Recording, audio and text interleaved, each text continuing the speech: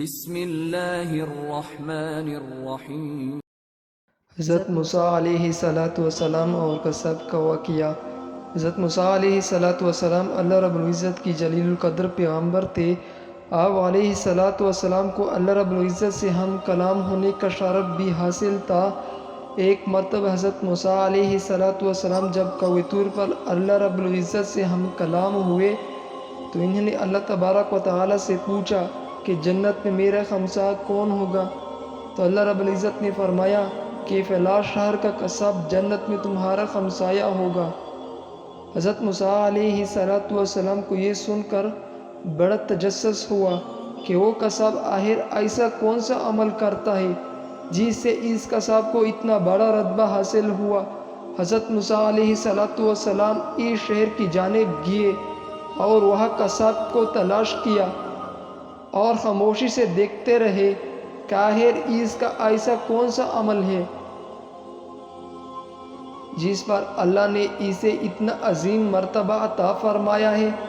3 بار اس قصاب نے معمول کے مطابق گوشت فروخت کیا، لیکن ایک گوشت کا ٹکڑا الگ رکھا، پھر اس ٹکڑے کو تیلے میں ڈال کر گھر کی جانب چلا۔ حضرت موسیٰ علیہ السلام بھی اس کے پیچھے پیچھے اس کے گھر تک گئے۔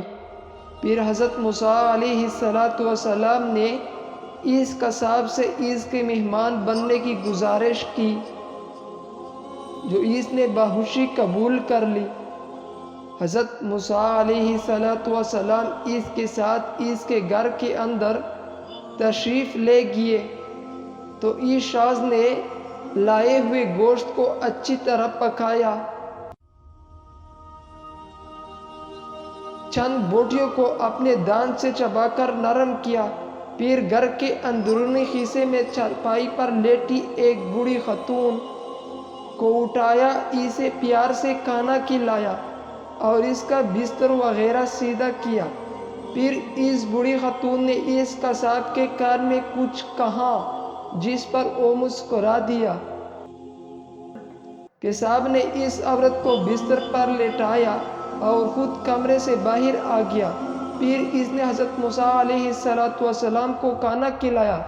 کھانا کھانے کے بعد حضرت موسیٰ علیہ السلام نے اس سے دریافت کیا کہ بستر پر لیٹی ہوئی خاتون کون ہے اور اس نے تمہارے کان میں کیا کہا تھا؟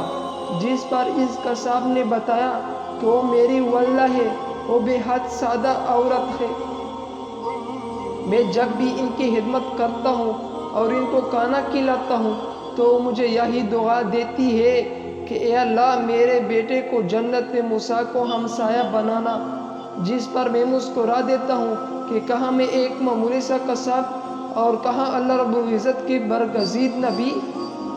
اس پر حضرت موسیٰ علیہ السلام نے فرمایا کہ میں ہی موسیٰ ہوں اور مجھے اللہ نے بتایا کہ تم جنت میرا ہمسایہ ہوگا، یہی سن کر میں تمہاری زیارت کے لیے آیا ہوں۔